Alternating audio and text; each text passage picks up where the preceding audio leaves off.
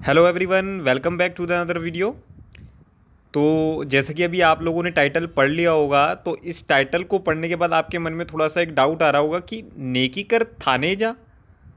मतलब हमने सुना है कि नेकी कर दरिया में डाल, बट इसमें इस तरीके की क्या बातें करी हुई हैं सर? ये तो बड़ा अलग सी बातें हैं। तो देखिए, ये इब्राहिम जलीस द्वारा इस बुक को लिखा गया है, मंडराके पब्लिकेशंस द्वारा।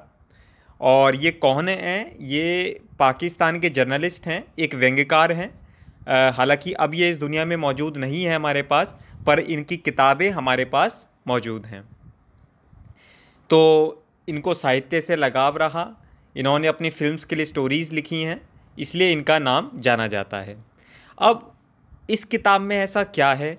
अब इब्राहिम जलीस है सर नाम, हो सकता है सर उर्दू में हो ये बुक, नहीं ऐसा नहीं है।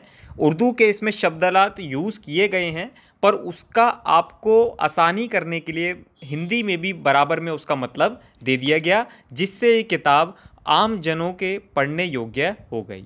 और जैसे हम हैं, हम इसको किताब को पढ़ पाए। तो किताब में जो उर्दू शब्दों का प्रयोग के बराबर हिंदी का शब्द भी लिख के आपको दे रखा है, जिससे कि आपके लिए सरल योग्य बन जाती है।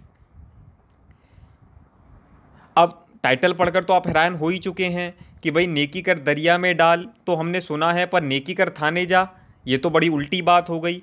इसी के ऊपर ये पूरी किताब लिखी गई है। अब इस किताब को जब आप आगे पढ़ेंगे, जब आप खरीदेंगे, जब इसको पढ़ेंगे, तो आप सोचेंगे इसमें कुछ और बातें आपको सुनने को मिलेंगी। जैसे भाई आपने सुना है नेकी कर दरिया में डाल, तो क्या इसी तरीके से नेकी कर दरिया से निकाल हो सकता है क्या? नेकी कर दरिया से निकाल, इसी तरीके से एक और आप उस तरफ ये कहावतों के एक तरीके से विचार करे जा रहे हैं। नेकी कर दुनिया में डाल, मतलब नेकी कर दरिया में डाल, नेकी कर दुनिया में डाल। तो क्या इस इससे आपको ऐसे भी बोला जा सकता है? ये विचार कीजिएगा, इसको आप सोचिएगा एक बार।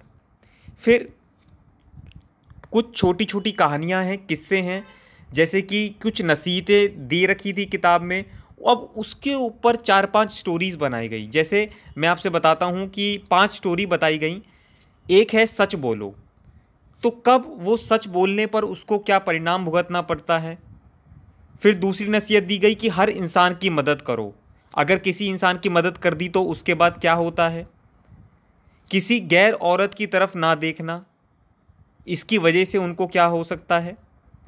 मेहमान के लिए घर के दरवाजे खोल दो, अब मेहमान के लिए आपने दरवाजे खोल दिए, अब वो मेहमान कैसा निकल जाए, इस पर क्या हो सकता है।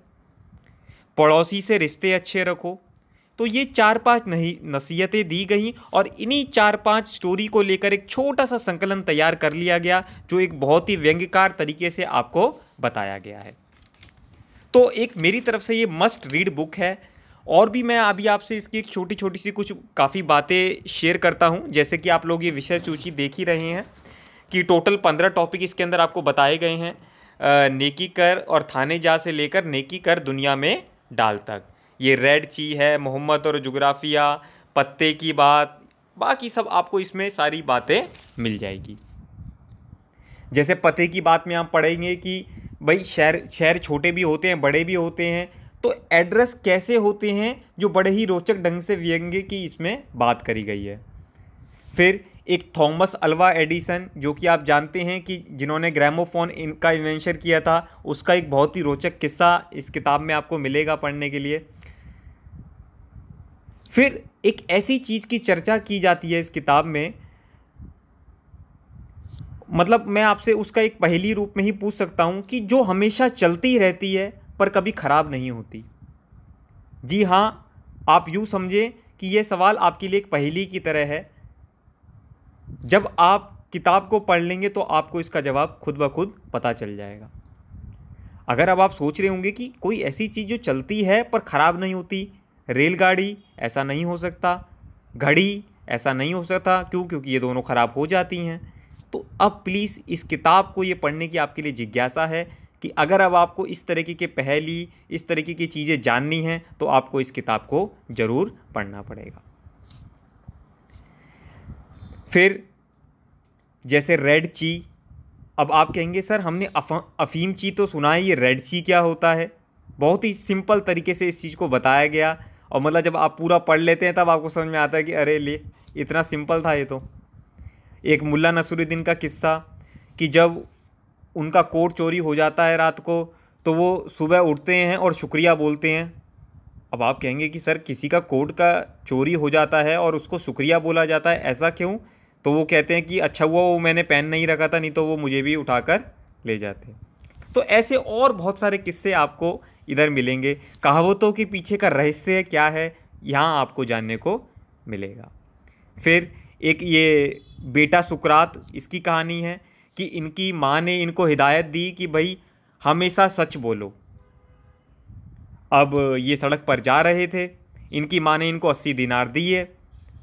अब इनको चोर मिल गया, पर इनकी माँ ने इनको हिदायत दी थी सच बोलना है। अब भाई चोर के सामने तो कोई सच नहीं बोल सकता, तो क्या उस बेटे सुकरात ने सच बोला? अगर अब आप ये जानना चाहते हैं तो आपको किताब पढ़नी पड़ेगी। इनकी और भी कोई किताबें लिखी हुई हैं, अगर आप उनको भी पढ़ना चाहें तो उनको भी आप एक बार पढ़ सकते हैं। अब अगर आप इब्राहिम जलील जी के बारे में जानना चाहते हैं तो वो इसे चीज़ को पढ़कर आप जान सकते हैं।